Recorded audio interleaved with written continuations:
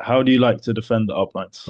Because I've had Yeah, a that's lot of mixed, I don't know, I've had a lot of mixed responses. At least I'll be maybe holding a certain position, then I'll get told to maybe try and look at the disc as well at the same time, but play slightly off. I don't know, a lot of mixed responses, I think. yeah, yeah. That's so good because another one of our members DM'd me like literally this morning and asked the Mm, exact same question because she was like, "Oh, okay. I feel like I'm just getting beat in the uplines. I'm not sure how to mark it well." So, is this typically the scenario where you're finding yourself in, where like you're this defender, maybe the disc on the sideline, and the upline that's basically trying to attack is here? Yeah, Cool. yeah. So, what is your current approach? I would stand about there. Mhm. Um, Great. and I wouldn't. I mean, I would be kind of checking for the disc, but I wouldn't be like in my line of sight. Wouldn't be the full player and the disc. Okay, Um, gotcha. yeah. And so with the upline scenario, there's a few key things that we need to be conscious about. Number one is our position. So like how far are we to the player and also to the upline space? Number two, we want to be conscious of where our shoulders and where our hips are oriented. Okay. So depending on how we want to play it, we might have our hips oriented in a different way. That's going to help us mark it in different scenarios. Okay. So what I'm hearing, it sounds to me like right now your shoulders are kind of square towards your cutter. Is that right? More often than not, yeah. Yeah. But Right. yeah. Okay. So let me walk you through a few options that and kind of just like my framework of how we think about upline defense. All right. Mhm. So first of all, the priority here is that we take away the upline space. Right. Now you can simply do this by standing out here, but that's not very aggressive, right? This is probably the most conservative approach because they can just swing the disc and you're really far away. You can't catch up and they're just going to swing the disc again, right? So it's clear that we can't stand all the way out here, right? Mhm. Now, would it be reasonable for us to stand all the way over here to stop the swing? Not if the mark isn't really trying to seal the upline.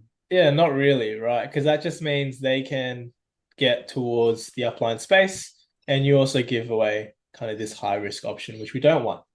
So there's Mm. some middle ground in there where we are positioned to stop this upline space, but we can still potentially contest or at least seal the mark if the disc does swing. Okay. And so there's a Yep. few different ways to play this. Number one, the most common way that I play this is I will try and stay with my shoulders square towards my target. And I will kind of be really low weighted and try close this buffer as much as I can. If they attack either one of my shoulders, this is where this type of positioning is strong, is if you can effectively flip your hips to adjust to where they're attacking, right? So the Mm. difficult part about this is you're going to have to make a quick shift so that you can flip your hips and follow them no matter which way they end up attacking you. Okay. So this is kind of like you need to be very reactive and very good in being able to flip your hips kind of that 90 degrees so that you can still stay in front of them when they go into the upline space. So that's the Mm. first approach is if we're in this situation where we're in line and they end up attacking either one of our shoulders, well, we have to be very quick to flip our shoulders, right? Flip our hips and then follow them into that movement. All right.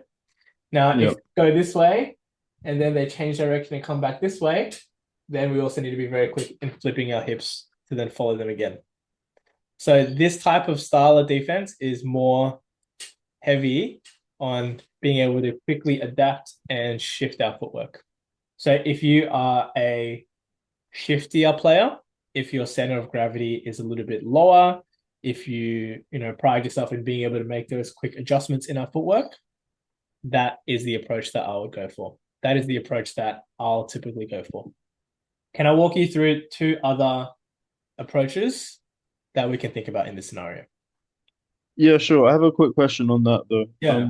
In an ideal situation, would you rather, like ideally, Mm. um, would you rather be able to protect the upline so that you're kind of in the deeper space and you're giving them like a 1 yarder, or you're kind of protecting that little handler movement and giving them the further deep space, In if you an know what I I mean? in an ideal world, you take away both, right?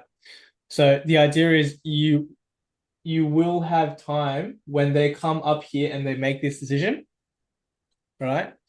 They have a point where they're going to commit to an option, right? Mhm. They're going to try move you. They're going to get the momentum. They're going to make a point where they have to commit. At that commitment point, you want to also commit. And that's when, if they do come for this inside short 1 meter gainer, you really need to get your hand involved to try and get this block, right? But if they come up to this point and they take a jab here and then they go on the outside shoulder, you also need to stay with them or seal off this angle to potentially get this block, right?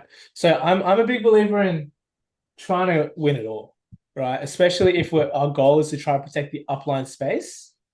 I think if you can get the footwork right, we are in a position where we can try and win it all. Now, if we want to have a more conservative approach, that's when we can change the way that we orient our hips. Okay. So defaults, if we orient our hips this way, right? This is, I would say it's a little bit more aggressive because they can attack either one. We have to quickly react and shift, right? If we want to change our approach, we can orient our hips more like this, right? So now we can see the disc. Now we can see our player. We're ushering them into this short space, and we are contesting them on the outside by default, right? So now it's less of a reaction where we have to switch our footwork and flip our hips. Instead, we are always holding this outside position, this outside leverage, and we want them to go in here because we're ready to contest that with our arms. Okay. Yep. So this, I would say, is the most conservative approach because you're directly stopping, as you mentioned, the leading pass, the more further upline, but you are somewhat conceding this short upline. Okay. Yeah. I personally don't think this is the best approach, but if you're getting beats on the far uplines a lot, this maybe is the only option, right? Or you can just do the first approach but take a few steps back. Okay. The most aggressive approach that I think is underutilized, so I think more people could use it and they'd find a lot of success in it, is instead of having our hips in line, instead of having our hips towards the disc, it's to do the complete opposite, where we are right here and our hips are this way. Okay. This is the most aggressive approach because if they do beat you on this outside shoulder and it's a great leading pass, then they're going to get it. But you're also ready for that because you're asking them to try and attack this option. And so you're ready to commit to that and go for that block if the disc does go up. Yeah. Okay. So this is probably the most aggressive option. And what I would say out of those three different options, number one, think about what body position you're comfortable with. What style works for your body and the way you like to move. Okay. Number two, think about the player that you mark up against, and you want to, early on in a game or in trainings or whatever, you want to find out what they like playing against and what they don't like playing against. Okay.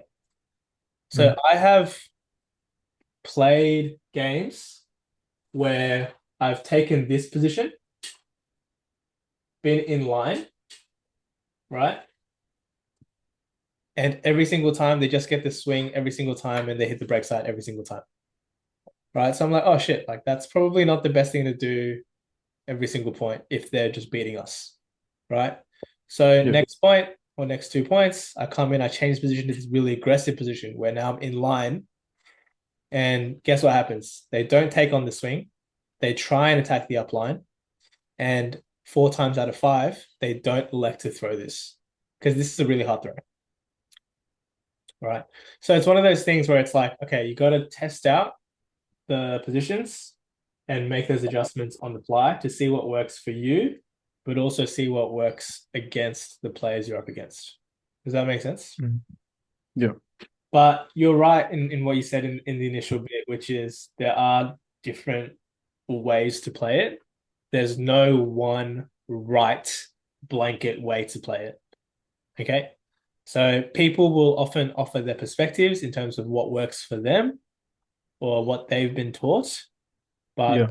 are different ways to play it where you can still find success. Does that make sense? Yeah. That's cool. Do you prioritize doing that last one closer you are to the end zone, like a bit more aggressive to try and get a turn? Actually, the opposite. When it's closer to the Okay. end zone, I will play it more conservatively because oftentimes if you are here, this little pop pass is quite becomes an easier throw, the Mm. shorter distance that this is. Right. So it's not a huge leading pass, right? If you're close to the end zone, it ends up just being kind of this little 3 to 5 meter pass. Right.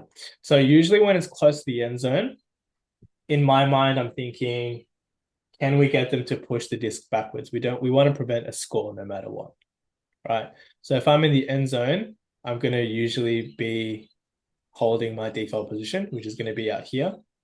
Let the disc kind of go backwards if they want to go backwards, and then just be very aggressive in on the mark and try and generate the turn when the disc is on that side of the field. Okay. Yeah. Cool. That's so cool.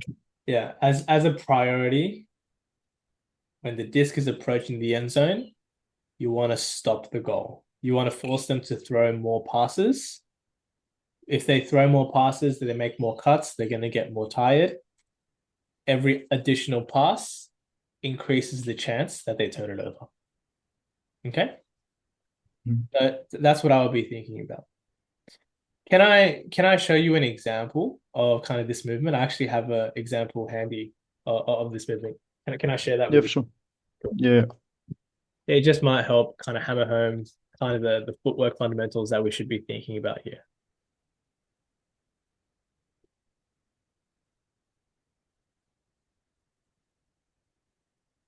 Cool.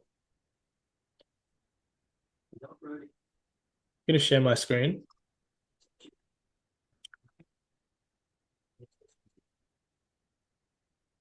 and we're going to watch a few ads. All right. So I'm here on the left side of the field. You might have seen this clip before. Okay. Yep. Yeah. So this is a little bit of a different scenario because they're in flow, they're in movement. And so this handler is going to start attacking this space immediately. Okay, so it's a little bit different. But you can see that in this position, by nature of how they've set up or the moment that they're in flow, I'm taking this more aggressive stance. You can see my hips are lined up this way, right? Yep. So I'm ushering him, end up this maybe not by choice, but just by situation. I'm ushering him on my outside shoulder, right? And this is completely fine because if he commits to that outside shoulder, then I have my weight, or I have my hips angled towards him, so I can open that up and follow, right? Now, what we need to be really conscious of is that they can change direction at any time. So what actually ends up happening here is he goes up to this point, changes direction, and attacks my inside shoulder. Okay. What I need to be really good at is then flipping my hips. Okay, rotating my hips so that I can test it. Let me just hit play and you can see what happens. Okay. Yeah. So I'll play that a little bit slower, but you can see what happens here is that he attacks that outside. This is the footwork here where I've kind of committed, right? My left foot has come across. So now my hips are completely facing this direction, right? So on this next step here with my right foot, that's going to go about here. I need to make sure I rotate across so that I can commit to this short upline space. And so this is one of those scenarios where, you know how you mentioned like, oh, which one should we take away, like the short one or the far one? This is one of those scenarios where I think if you have the right footwork, if you have the right understanding of kind of how the offense is trying to move, you can take away both, right? So you can see here, he takes that step. I can rotate in one step. And I know that this guy, this is specific to this team, he is one of their key handlers. Key handler. Okay? So what do you think this guy's thinking? He wants to give him the disc. Get in the disc. All right. Yeah. And he's also probably thinking that this guy always gets open because that's what key handlers do. They get open. Right. So what am I thinking in this scenario? What's going on in Eric's head? Defend him at all costs. I don't know. Don't give him the disc. Give him the deeps or something. Yeah. I'm thinking this guy's key handler. Okay. I'm also thinking he probably always gets open on this move. All right. And I'm also thinking that this guy's probably going to try squeeze it to this guy. All right. This is like a typical squirrely handler cut where they try to go for that short 1 meter pass. I'm thinking this happens way too often. They know that they're going to complete this pass. So all I'm thinking right here is if I can accelerate fast enough and really try hard to get this block, I'm going to get it because the throw is going to come because they definitely want to take on this throw because they probably take on that option all the time. So I know that if I can just simply get in front, I'm going to get the block. So this is when I'm like, all right, block's coming. At this point, I'm like, the throw is going to come. Time to get the block. I'm taking a bet. I'm taking a punt.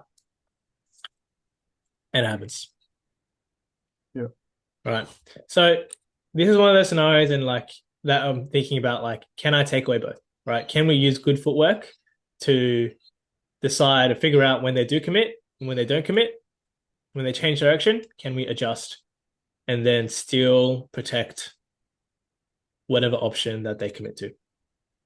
Because we have enough time to react, right? Like, you know, we do get the data, we do get the information, we do have enough time to react to what they're doing, right? They need to take time to commit to their cut. They need to take time to accelerate. We have a small window where we can react and also go for it. Okay. Yeah, that's cool. That's what I'll be thinking about. Would you like another example on like more static play and how I would just be positioning from a default? Yeah, that'd be good. Yeah. Okay, let me see if this one's any good.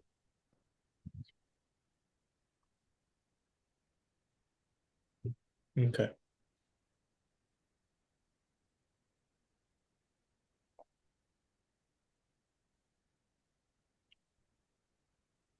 All right. I think this will be good. Sweet. All right. See my screen? Oh, yeah, yeah. This is me on the mark. And we'll just play it through and see what happens. So they end up throwing to the open side. I just want you to pay attention to my positioning and how I like to play this. So as soon as he throws the open side, right, you'll notice I make a quick reposition to get to this side of him, right? Because what's the highest risk situation when they throw open side? What does the thrower likely do if Straight up line. yeah, they go straight up line. So very quickly, what I want to do here is if they throw this open side, I want to have my weight forward and quickly reposition as soon as I can and just deter that.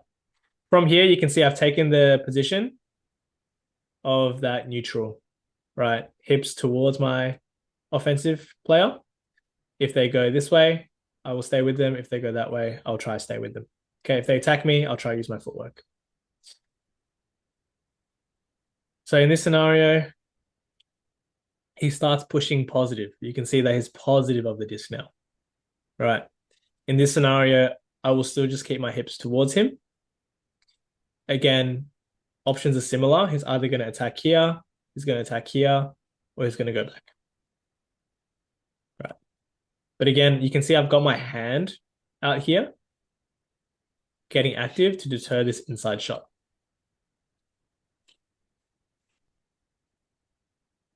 From here, they go backwards, right? And so you can see he takes a step kind of in, get me off balance a little bit, goes backwards. That's fine. Happy days, right? Now we get to the open side, slightly different scenario. I'm trying to keep my hand very active on the right side because I want to deter this kind of space throw.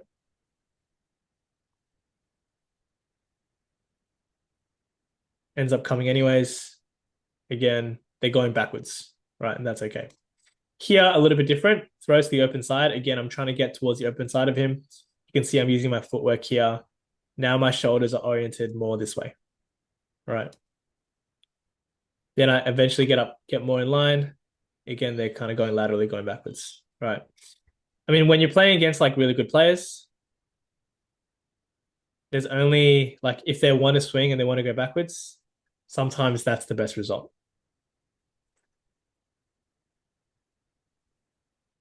But you'll notice I'm constantly shuffling, constantly keeping my weight forward and ready to move. Readjusting the orbit now that he's downfield. Yeah. So that's the approach from a handler defense perspective is just want to stay low and get to your position early and be ready to react. Yeah. Okay. Yeah, that's cool. Yeah. Does that kind of help? Yeah, it's helpful. I'm just wondering, on the flip side, like being on O, I'm finding that. So I've been wanting to work on cutting lately, but in the training, we don't have so many confident handlers, and we were playing horror, so I ended up handling anyway. But I'm Nice. finding that when the stalls, when it's getting to the point where I need to kind of make a choice of cutting up line or kind of dropping back, Yeah. I'll start the upline cut, maybe get like halfway there and come back under. And I'm finding that if that doesn't come off, it's just so jammy. And like I'm in a bad spot. Yeah. The mark is in a good, like it's just all bad and the stall's high. So I don't know if you have any suggestions to like, should I always just fully commit to the upline? Oh, not always, but like I'm finding that I'm half committing too much. Yeah. I think. Like that's one of those scenarios where like as an offense, right, we can commit to a movement, change direction, but sometimes that movement pattern is predictable, right? That's when the defense kind of has enough time to set up and has enough time to react to how you move. So if you start from here, realize the stall's getting higher, and then commit to a cut here, and then come back, and the marks around here as well, then it's very difficult for us to get on the same page with our thrower, but also enough separation for us to actually get the disc, right? Yeah. So what I try and do as much as I can, and this is kind of what I teach as well, is can we try and just get the disc off one move, right? Can we initiate from such a threatening spot that no matter what, we're just going to get the disc immediately. One option will be open, right? And so this is when I'd encourage us, firstly, when the stall starts getting high, we want to communicate to the thrower that to look at us, that we're an option.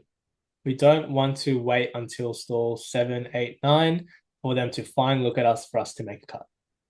Okay? So number one is we want to call. Call for the disc. Look at us. Right. From here, we want to build some sort of momentum. Okay. So if we are on this break slide reset, I want to start building momentum this way. Okay. What's that naturally going to force the defender to do? Well, they'll be moving upwards and they have to commit to They'll be moving defense on upwards. They'll be moving upwards and they have to make a choice. They have to choose what they want to commit to. All right. So the idea is we want to be able to make our cut off of momentum because it means that our defender is also moving.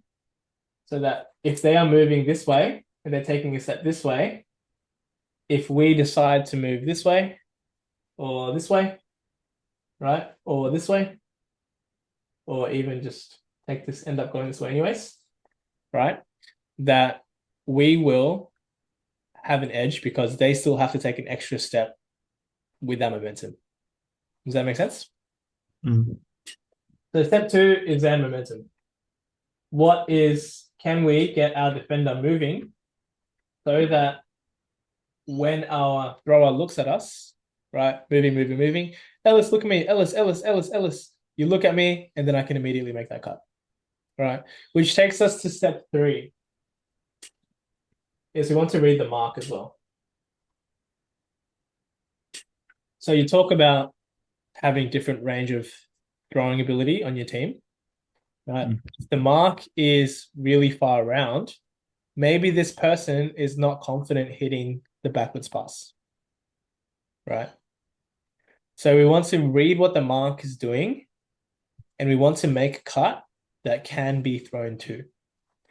If they are all the way back here, right, maybe we need to think about getting this inside shot, right? Or if we feel like the thrower is not that confident being able to break the mark, maybe there's some wind, right? Maybe the mark is very long, very tall, right? Maybe it doesn't make sense for us to attack negatively. Maybe it doesn't make sense for us to try to get it here because the thrower can't throw it, right? So maybe we need to use this momentum to make some sort of move and to get the disc here. Yeah. Right. But the idea is you need to do part 1 and part 2 in order to be able to build the separation to get that disc or to make that cut and get the disc in. Well, this is what I think is the best approach because it's not predictable.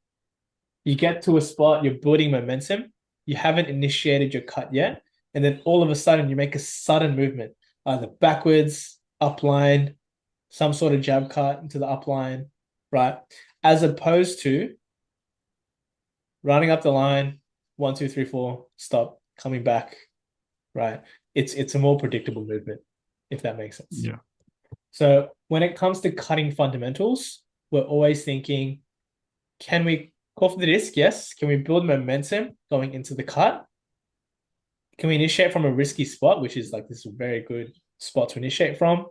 And then can we make a sudden movement? Bang, right? According to where the mark is. If you can do these, like if you can just start pushing positive, you'll notice that the defender will be moving in this direction. You're going to be able to make this cut more and more. You're going to be able to get this disc on the open side more and more. This is now starting to lead into what we talk about kind of being dominant handler movement.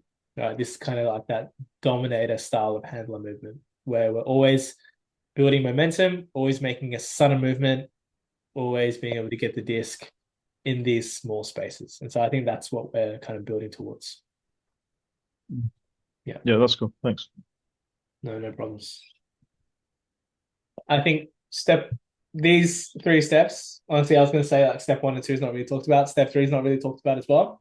But if you can get these 3 steps right, it's really going to increase our efficacy in the handler space. Yeah, by 2-3-fold. Yeah, I find that definitely step 2 in that I'm chilling in the reset space and then it's like, oh shit, I need to make a move. And it's about kind of setting it up, which the same way you set up a cut, right? Any 1,000,000%. 1,000,000%. Yeah. And it's just, it's crazy how much of an impact just having even just a little bit of momentum has. just means that the defender, because if you just stand still, the defender knows that if you cut this way, they're going to go. Right. Yeah. But as soon as you start moving, the defender needs to move with you. So all of a sudden, you've already added a step between where you are and where they are.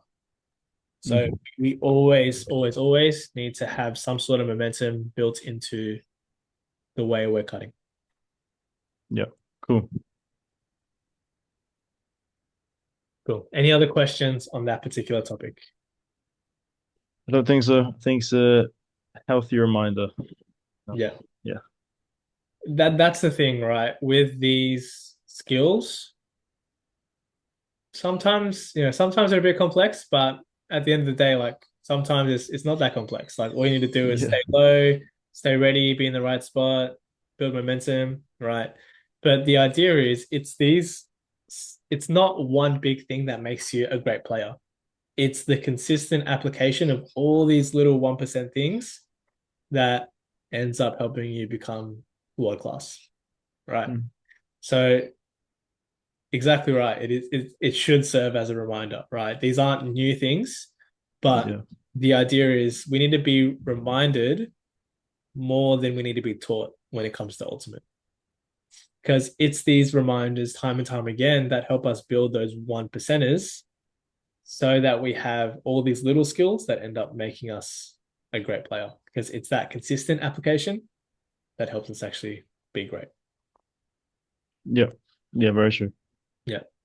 So I'd urge in if yeah, for you, but also like for people watching this recording, think about what are the consistent reminders that you guys need to hear or you guys need to tell yourself or you guys need to, get told to become elite in whatever you're working on right now, right? Is it that you simply need to be reminded to be always low or always ready or always communicating for the disc or always building momentum, right? Always initiating from the risky spot.